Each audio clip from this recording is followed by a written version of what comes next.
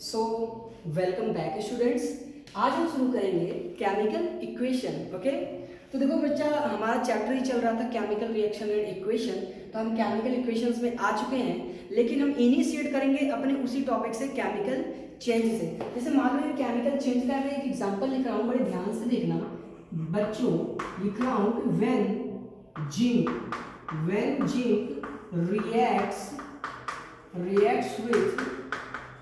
reacts with sulfuric acid, then form a salt and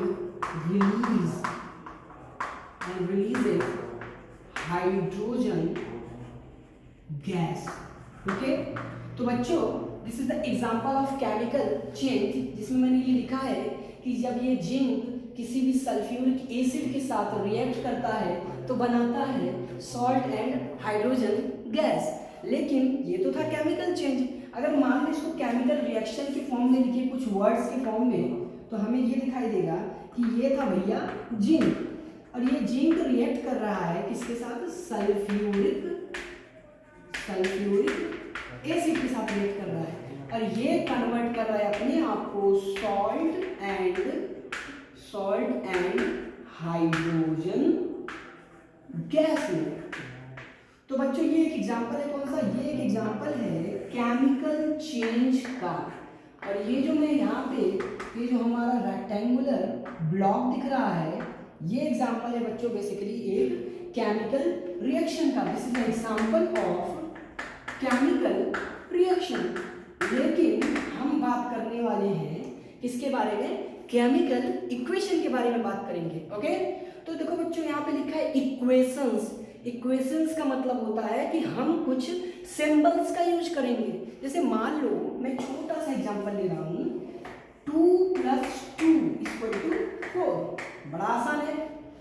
अच्छा एक बात करते हैं, ये 2 + 2 = 4 पूरे वर्ल्ड में हर कोई जानता है कि 2 का जो सिंबल होता है ये होता है, प्लस का सिंबल ऐसा होता है, 2 का सिंबल ऐसा होता है, और इक्वलिटी का सिंबल ऐसा होता है।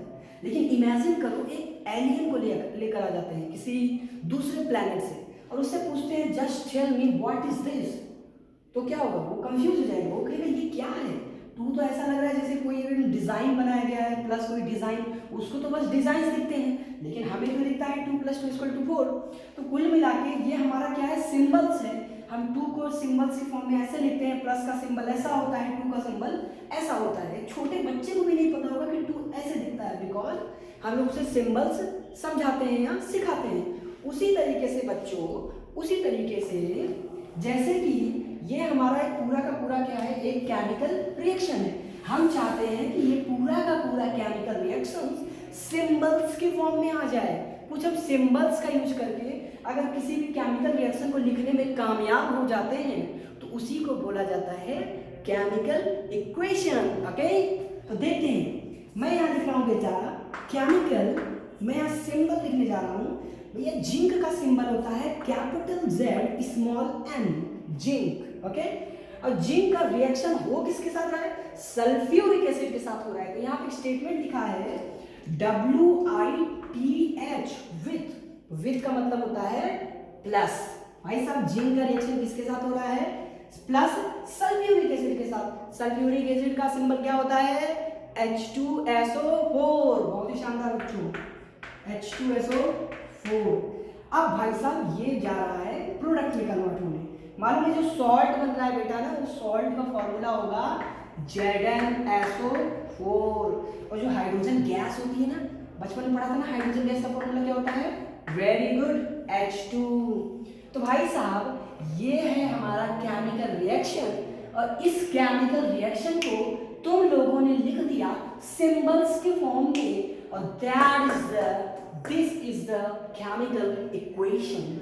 Okay dear student, this is the chemical equation.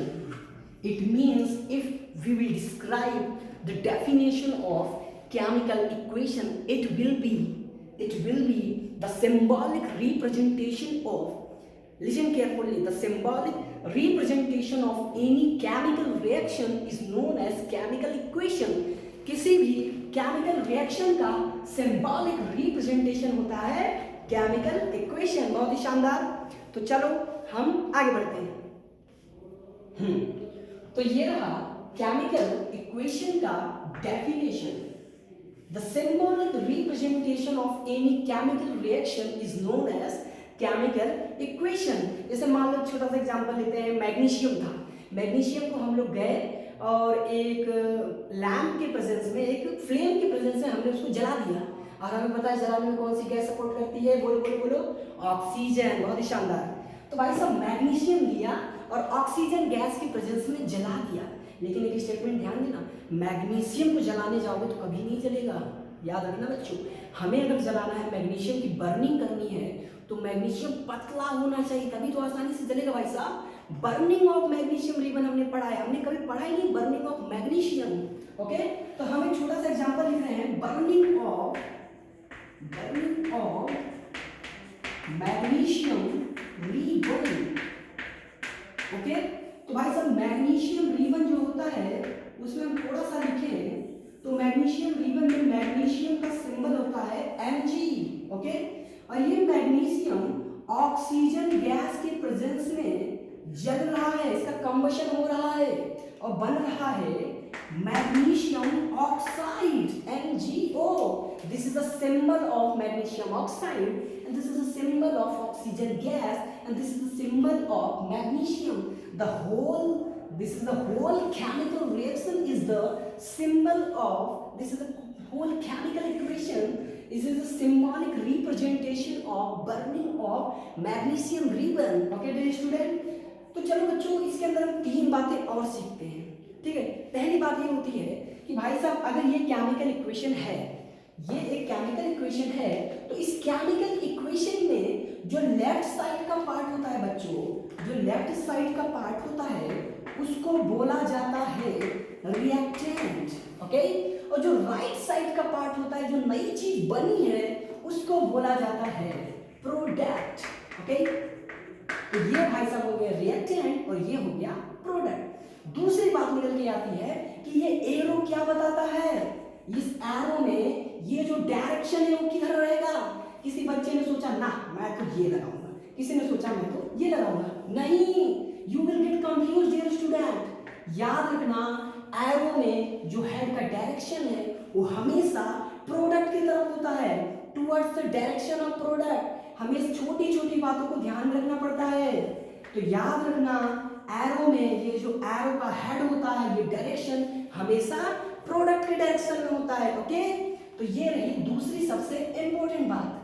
तीसरी, किसी भी केमिकल रिएक्शन में, किसी भी केमिकल इक्वेशन में तुमने देखा होगा कभी कभी ऐसे लिखा रहता है कि भाई साहब मैग्नीशियम ब्रैकेट में S लिखा रहता है, ऑक्सीजन ब्रैकेट में G लिखा रहता है, मैग्नीशियम ऑक्साइड ब्रैकेट में S लिखा रहता है। तो ये S होता क्या है बेसिकली? S का मतलब होता है बेटा सॉलिड। आई बात समझ में? गैस का मतलब, G का मतलब होता है गैस, S का मतलब होता है सॉलिड। अगर मान लो लिक्विड हुआ तो हम लिखेंगे स्मॉल l। ओके, और अगर वाटर एज अ मीडियम हुआ, वाटर एज मीडियम हुआ तो हम क्या लिखेंगे? एक्वस। इसकी जरूरत क्या हुई मैं बता रहा हूं।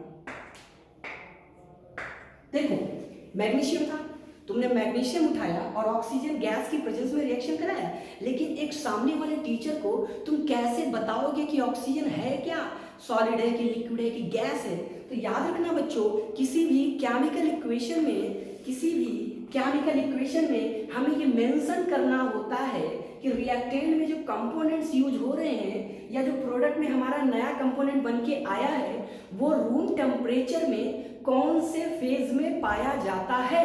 मैग्नीशियम सॉलिड में पाया जाता है तो मैंने ब्रैकेट में लिख दिया सॉलिड। ऑक्सीजन रूम टेम्परेचर पे गैस में पाया जाता है तो मैंने ब्रैकेट में लिख दिया गैस। और मैग्नीशियम ऑक्साइड सॉलिड में पाया जाता है तो मैंने लिख दिया सॉलिड। तो ये हो गया सॉलिड, जब गैस के साथ रिएक्ट किया तो बनाया magnesium oxide solid. Dear student, एक लास्ट एग्जांपल के साथ इस सेशन की एंडिंग होगी और लास्ट एग्जांपल मैं लेने वाला हूं कैल्शियम कार्बोनेट, क्लास 9 का very important example. Calcium carbonate okay. और मैंने इसको क्या किया, गर्म किया, क्या किया, गर्म किया, हीट दिया। जब हीट दिया तो देखा कि कैल्शियम ऑक्साइड सॉलिड बन के बाहर आ गया और एक गैस निकल गई जिसको बोलते हैं कार्बन डाइऑक्साइड गैस। लेकिन में तो आसान लग रहा है, लेकिन तुम अपने टीचर को या फिर अपने बच्चों को कैसे बताओगे कि यहाँ पे जो तुम रिएक्शन करा रहे हो तो तुमने हीट दिया, तो हीट तो तुमने कहीं मेंशन ही नहीं किया। याद रखना बच्चों, हम यहाँ पे इस एरो के ऊपर लिखेंगे हीट। तो उस केमिकल रिएक्शन के दौरान हम अगर उस केमिकल रिएक्शन पे कोई भी काम कर रहे हैं, जैसे कोई कैटलिस्ट दे रहे हैं या टेम्परेचर बढ़ा रहे हैं या टेम्परेचर घटा रहे हैं, उन सारी चीजों को इस एरो के ऊपर लिखा जाता है। आई बात समझ में? हीट को कभी कभी डेल्टा के साइन से रिप्रेजेंट किया जाता है। ओके, तो हम आगे के लेक्चर्स कंटिन्यू करेंगे। थैंक यू बच्चों।